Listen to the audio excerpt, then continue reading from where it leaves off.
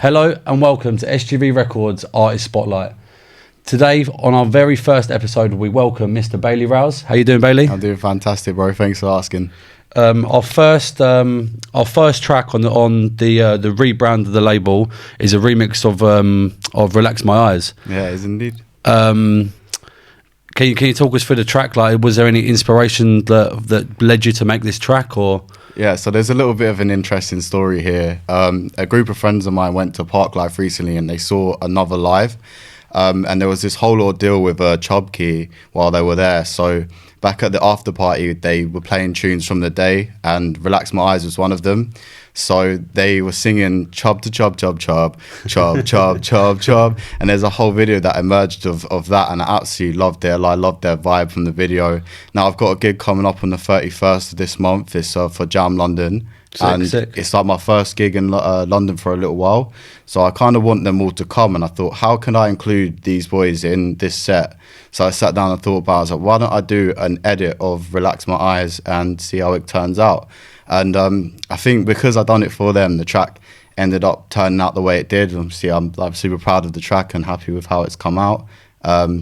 Yeah, I can't wait to play it for them on the 31st. But thank you so much for signing it, like believing in the track, man. No problem. It's been a long time coming. We've had a bit of back and forth with a few tracks. Some worked, some maybe didn't. And we come around again, and this one sort of just fit perfectly at the right time. Yeah, man. We've had some big artists play it already. Yeah, it's been insane. It's a huge record. Earlier I was going through some of your previous tracks. Yeah, and you're very like garagey, bassline focused, old school stuff. You know, I was playing some gig a couple of months ago, and I was scrolling through my tunes, and then I saw this one come up. It's like Bailey Rowles. Yeah, and I completely forgot that I downloaded it. This was like a couple of years ago. And I can't remember what it was. That's insane. Yeah, my sound's come a long way from a few years ago. Like I think recently, it's like, I've definitely tried to stay on the like garage side. It's just got the perfect energy for me, really. Like I don't produce anything lower than maybe 130, 132, sort of my go-to. Recently, being a little bit more faster. I know there's a whole thing about house music getting faster, but I just love the energy behind it. Especially if you could bring that out in sets and stuff and get the crowd vibing with you. Kind of takes away attention from the phones a little bit, maybe. Yeah, 100%. 100%. You've been working with Go With The Flow as well, haven't you? Yeah, Go With The Flow kick-started this whole career for me, really. Well, when I sat down in my friend's studio for a little bit, we were looking at sort of what was popping at the moment. And at the time on TikTok, it was Baddest of Them All, Interplanetary. Oh, nice. So we kind of like looked at that and thought, what's making that track do what it's doing? And one of the things we picked up on, it's really fast, like it's 137 BPM. So we thought, we're not going to go that fast. It's still going to go a little bit slower. So that's why I found 103.2. When I saw Organ Root with this track, and when it finished, I put it out on my story on Instagram, which I do quite a lot with my tracks, because just try and get the people who follow me engaged.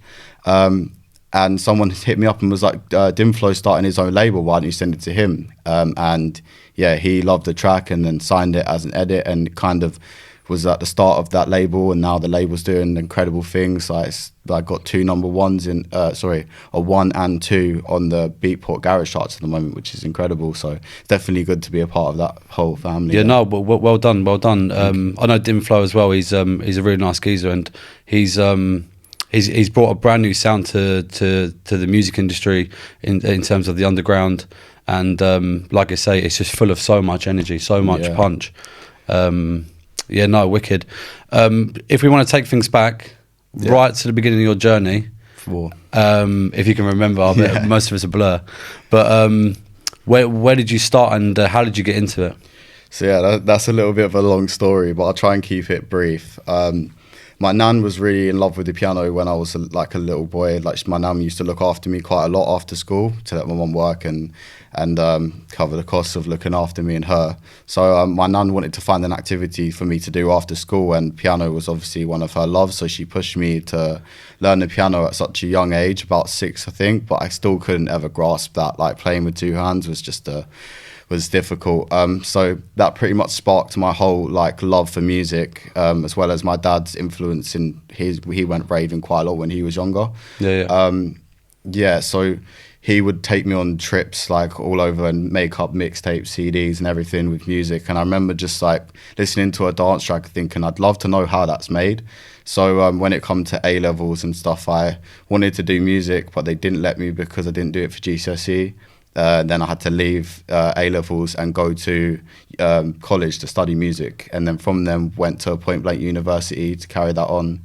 And I started off like in Big Room at first because I went to an Avicii concert at Wireless, I think it was. Yeah. And I was just like taking it all in, looking around, looking at my friends and seeing the emotions that came from them, thinking, cool, if I could do that, then that's something special. So if you're behind the decks and you're playing songs that other people are going to dance to, I think that's just an incredible thing in itself. Like, you're kind of providing happiness in a way, because people don't dance when you're sad, and that's something that I've always thought about. Wow, powerful. Yeah, exactly. I've thought about this for a long time. I was at university and I said exactly what I've just said now, and the teacher said, she said, I'll take what you're having, because just high on life, really. Wow, that's crazy. And you've heard it here first, Mr. Bailey Rowles, speech marks. You don't dance when you're not happy. Yeah, exactly. That's powerful, that is. We touched a little bit on what you've been doing recently, but do you want to go into a bit more detail of what you've been up to recently, and what can we expect from you in the next, say, 6 to 8 months? My sound is very much coming into its own at the moment. I'm really enjoying the stuff that I've been making. I've really put a lot of time into sitting at home and developing a sound, which is sort of becoming more apparent now. And I'm sort of building up a portfolio of tracks that I'm not necessarily wanting to send out right now. I kind of just want to build up a set list of songs that I can play out and that sort of have my own set at sorts. I've been getting a lot of support from a couple big artists, and one of them has reached out and likes my stuff so much he wants to collaborate on something. So that's huge. Any spoilers? I won't name drop yet. I won't name drop yet because nothing's ever certain. For sure. So I just want to make sure that that's solidified first before I start saying like this is happening. But yeah, big things are definitely coming soon. No, well done, mate. You very well deserved.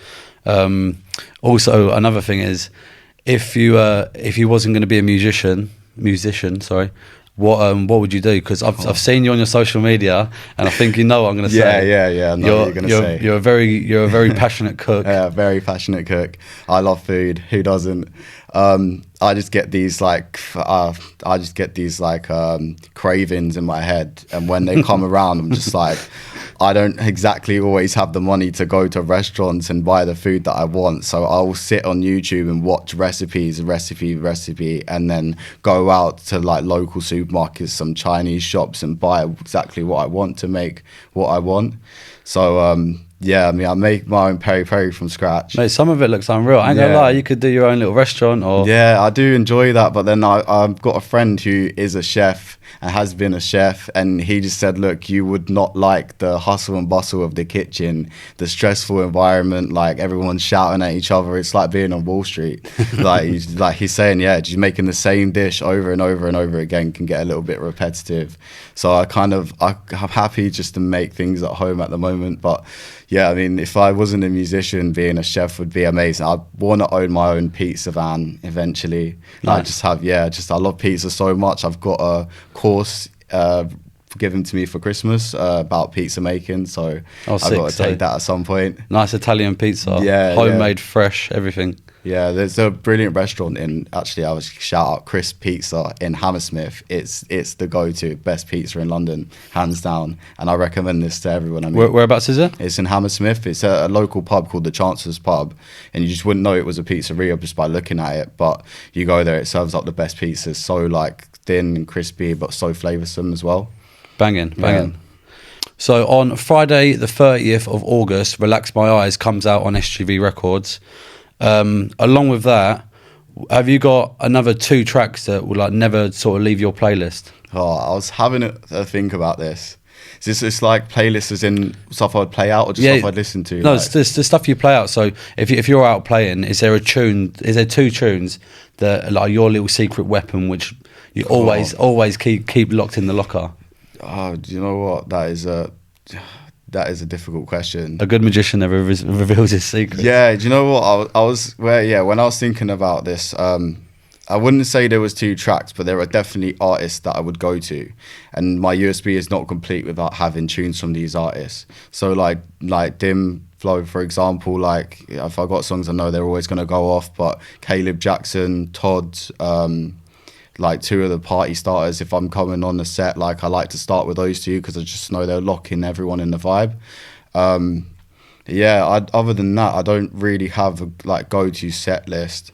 Been playing a lot of Deck Duffy out recently. He's quality. I don't know. I have songs I'd listen to, and I've always wanted to close on Whitney Houston Drones edit of "I'm Your Baby Tonight."